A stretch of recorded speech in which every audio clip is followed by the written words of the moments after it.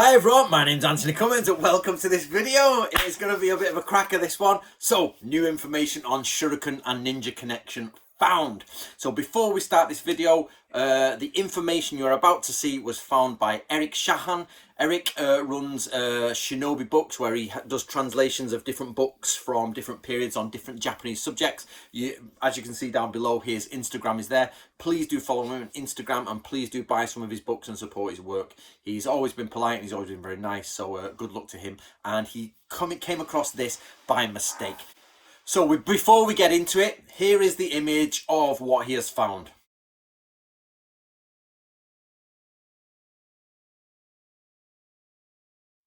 Now, he was looking at armour from a document which remains unnamed. He's not named it yet, from about 1830, and he, by accident, found this sentence. Now, the Japanese sentence says this here. So it should now be on the screen.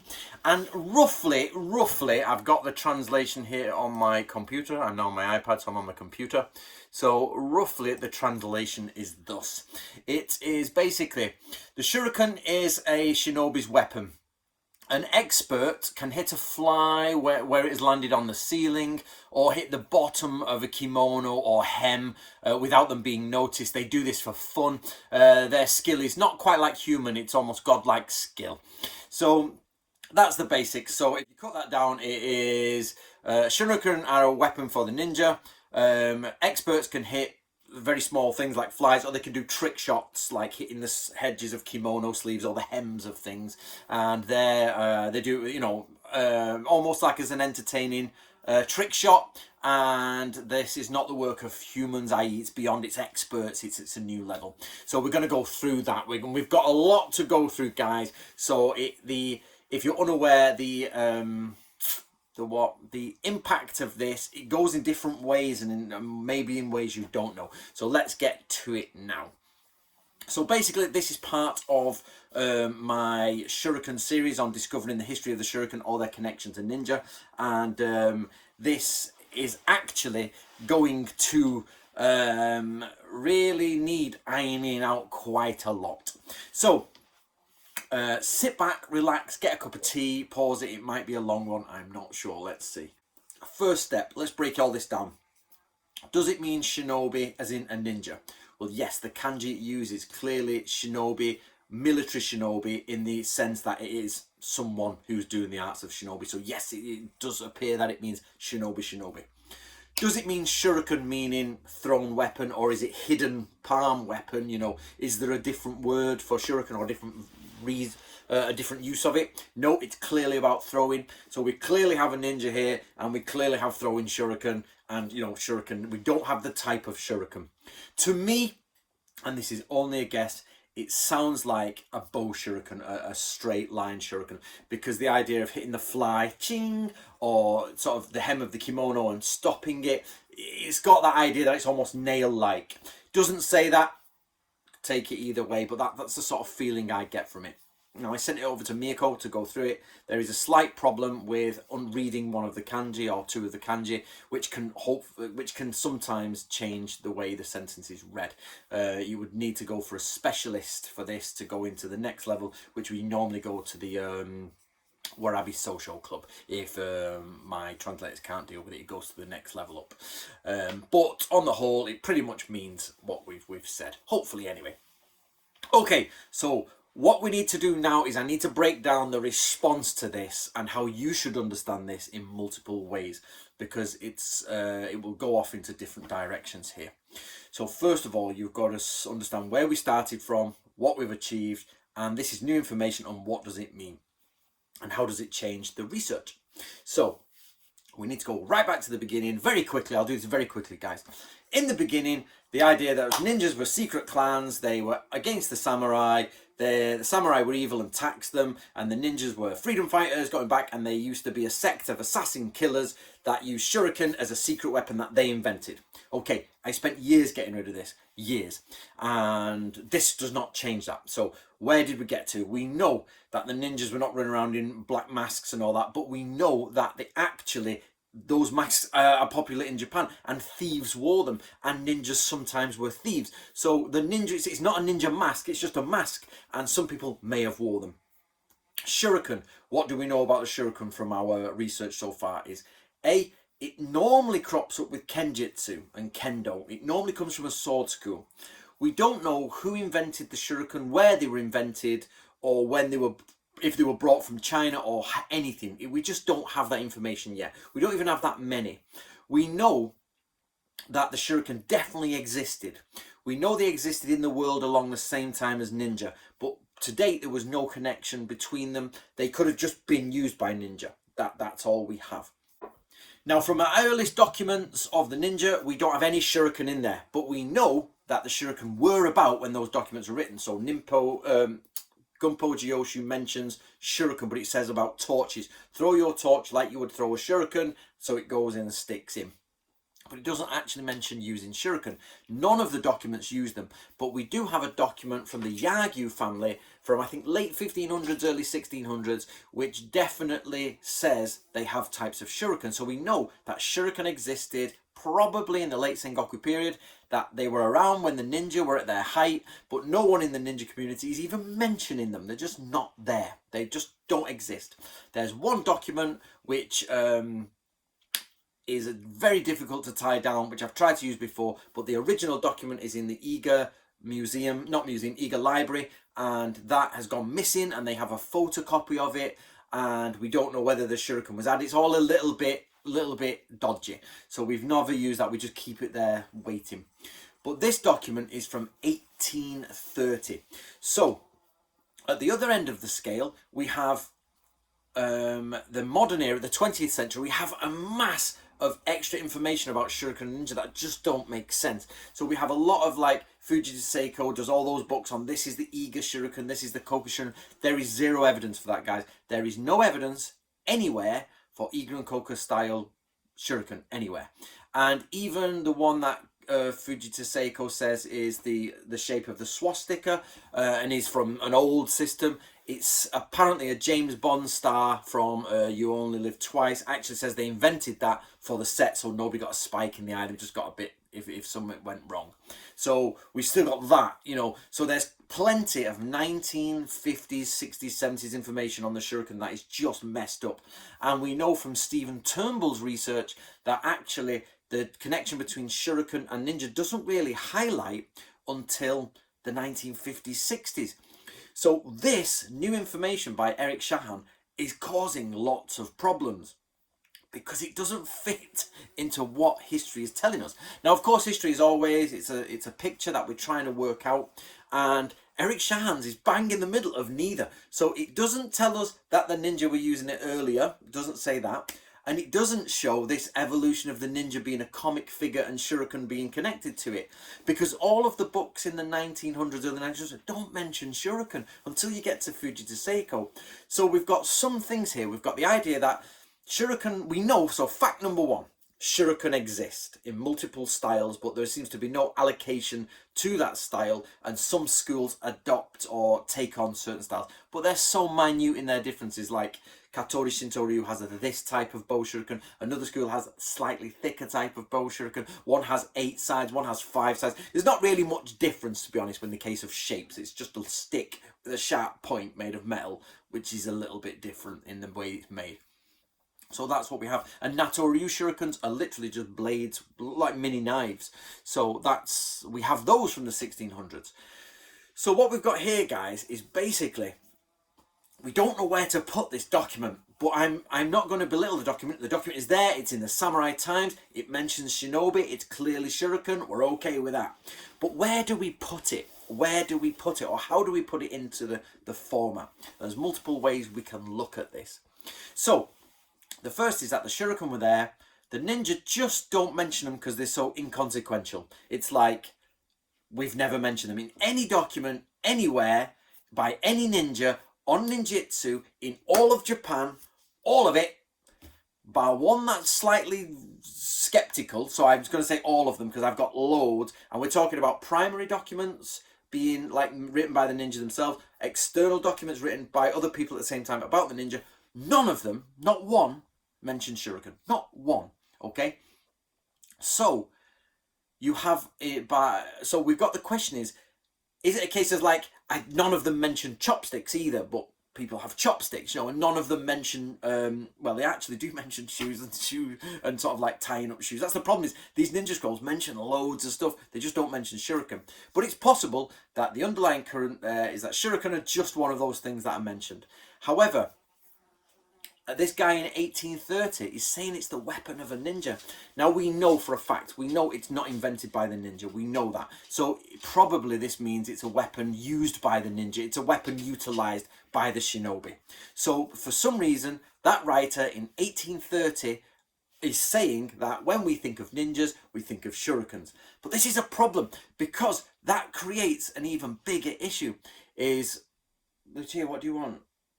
She always wants to talk to me while, look at the dog. She always wants to look at me while I'm trying to make a video. I'm literally making a video on Shuriken and she's just looking at me. Right, she's going out. So if we look at it the other way, which is, remember, what a lot of people don't know is in the Edo period, there were still books about ninja that were actually fantasy, if you like, and stories. So the same as I told you last time, the same as we have James Bond now, but we do have real spies. We still have stories about them. So we have real spies, and a real spy in this world could actually pick up a James Bond book from the bookshop and read a fiction about spies. The same as a ninja back then could be a real ninja, and people in the town probably knew who they were because they're stationed in the castle, and some of them even have a little the coat on that tells people they're ninja with a specific type of helmet and everything. And they could actually go to the local bookshop and buy a fantasy novel on ninjas, if you like, or not novel, but you know what I mean. They had all these stories and famous things about famous thieves, and they themselves as ninja could read ninja stories, which is bizarre. And I've never talked about that really on this channel, but it's possible that this crossover. So the question is in these fantasy stories from the Edo period, which some work has been done, I think the Russian gentleman who deals with Iga Museum, he actually has done a lot of research, I think, on fiction within the Edo period on the ninja and later. So what is possible is that by the 1830s, the idea of the ninja as fiction is coming up, it's genuinely arriving. And then so you're thinking 1830, right? By 1900, so that's only 70 years later. It seems a long time because of the change in Japan, but within one lifetime, there's a guy writing the 10 Sanada Braves, the 10 ninja of the Sanada clan and all that, and it becomes a pop novel of the ninja. Yet in 1830, this guy's saying, and you can talk to your local ninja who's stationed at the castle with you, and he'll show you some ninja tricks and he'll show you some shuriken tricks. But by 1900, the guy is writing the ninja novels. But if I remember rightly from memory, the connection with Shuriken doesn't come till later. So what we have here is a real problem, and Eric's caused this problem. Not for me, because of course I want the truth, and I only want the truth, and I'm happy to go with whichever way it goes. But the problem is he's slapped back in the middle with nowhere to go. So if you're not following me, guys, what I mean is nobody in the Sengoku period is mentioning Shuriken with ninja. But they're there. No ninja clan, not one, have said anything about Shuriken. No ninja manual anywhere mentions Shuriken. At this end, in the 1900s, people are making fantasies about ninja, comics, cartoons, anime, and all that, and they're adding Shuriken. But there's no reason for them to do that. And right in the middle is this one sentence that says ninjas use Shuriken. So I don't know which way to take the research. It's either because the fantasy is developing into the Shuriken ninja. Remember, we guys didn't get this idea of the black-faced ninja and the Shuriken and everything from nowhere. It developed for different reasons. Probably the idea of a ninja in a mask develops from the idea that thieves abound. And thieves actually do shinobi no jutsu. This is something everybody else misses. Thieves do shinobi no jutsu. Shinobi do shinobi no jutsu. Because shinobi no jutsu means creeping in. and infiltrating. So a thief infiltrates, you could say a spy infiltrates, a kanji infiltrates, shinobi infiltrates. It just happens to be the fact that shinobi are called shinobi because of this verb and this idea of what they used to do. So it's really, really annoying. Okay, where are we before I go off on a mad tangent? So the idea is that you've got thieves who possibly will use shuriken to get out. Do you know what I mean? They're like, I'm a thief, I've been nicking stuff, I need a distraction. Some of them throw rocks, we know this, they've got rock throwing, they throw rocks into water, but that also appears in fiction. So this idea of putting the rocks in water and getting away is actually also in fiction. But that doesn't matter because we know we have spies and we have fiction about spies, but the fiction still contains real things that spies do. So back in the day, any fiction in the medieval period will contain things that the real people do because the person writing it is trying to excite the audience and show them the reality of what they know about that subject. So we've got two choices here, guys. The ninja are using shuriken, but they just never say anything. Nobody knows why it's not said, it's just not there. But then this one sentence pops up which says, okay, ninjas are using shuriken. The second one is that the fantasy of the ninja is starting to escalate now, and we're getting to the point where shurikens are being connected to the ninja. So we don't know why this guy is hanging this in the middle. So what is the repercussions for you guys? So what you mustn't do is jump to conclusions, right, guys? What you mustn't do is jump to conclusions. So one, you're not like, oh, ninjas is a shuriken weapon, so ninjas invented shuriken. Pfft, that's not what it says, and that's not at all what history tells us. Oh, ninjas have shuriken, therefore the black mask image and the armbands and the headband is true, and therefore any ninja lineage is true. You're like, do not jump to that. That's not true. Because again, the same thing, the association of ninja and shuriken is old now. It goes back at least to the 1950s, but we can now say this association goes back to the 1830s. So what we can do, thanks to Eric, we can actually say the association of ninja and shuriken goes to at least 1830. Remember what I've said to you before, boom, get to that point, and then you behind it, it's somewhere behind there, but we don't know how far. So we've got a clear picture now that by the 1900s, ninja are connected to shuriken. But we've got a big problem here. There's a blip. So the first people who start to do it. Now, I'm not the person to really tell you about this because I research old ninja. You need to speak to Fyodor, the Russian guy, really, he did all the modern stuff. So what we have is a problem from here. This idea in the 1950s, 60s, there's ninja everywhere with shuriken, and in Japan they're selling shuriken as ninja weapons. But there's a flat line of nothing till 1830. So there's possibly 100 years, so far from what the history tells us, there's 100 years where there's no evidence whatsoever for ninja and the connection. And not only that, it's just flatline because there's nothing there. We've got tons of books coming out on the ninja and nobody mentions shuriken, or we've yet to find one that mentions shuriken.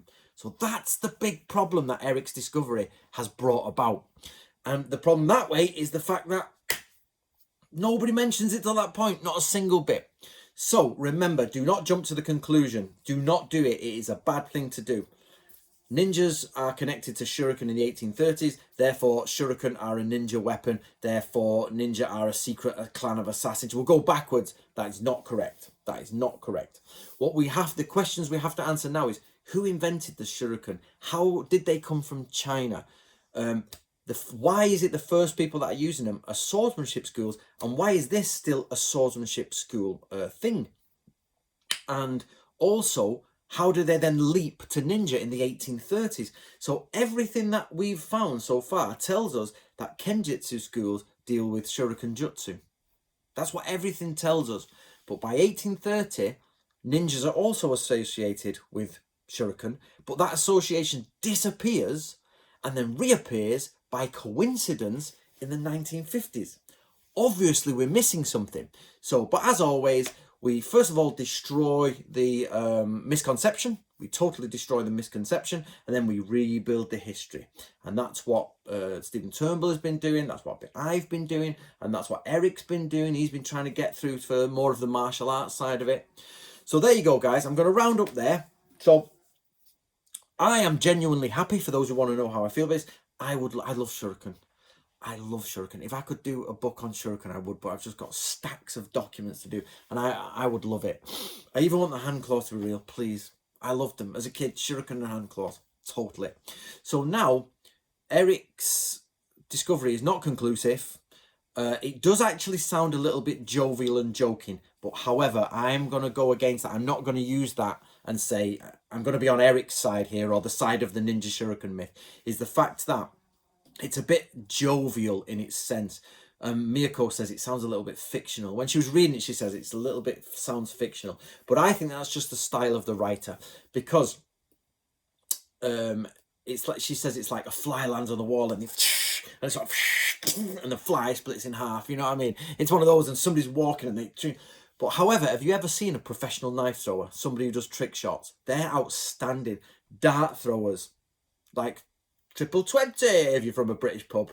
180, you know what I mean? The whatever it is, I've not played darts for years, but you get 180, and these guys can bang them off like that, and that is only about that big with a dart. Yeah, it's literally about yay big, half an inch with a dart, and a fly is only yay big. So if you tell me that people can't get a bullseye constantly, she's actually the size of a blue bottle fly.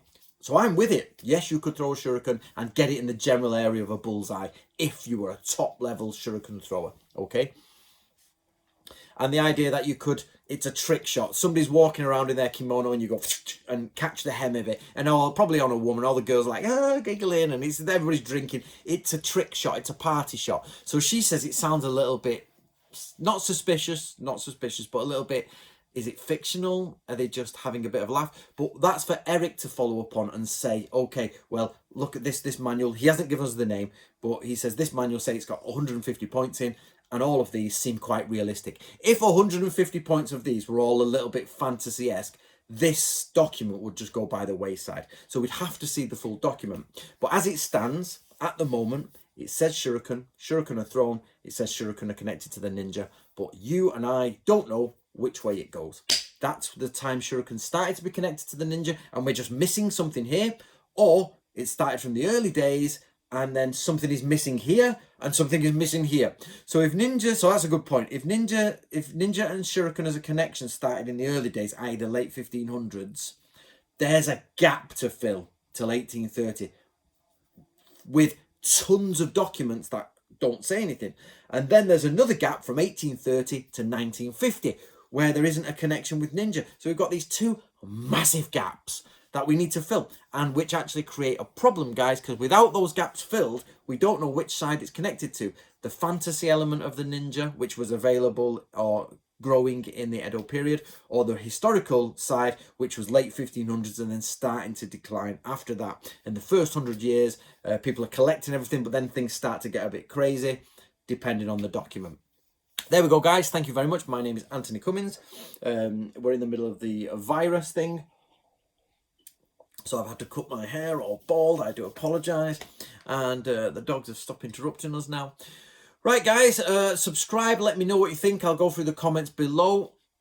All I'm saying is be careful you don't jump to conclusions, but it's also extremely good information that we have this. And now the next step is for Eric to find us documents on either side of that line.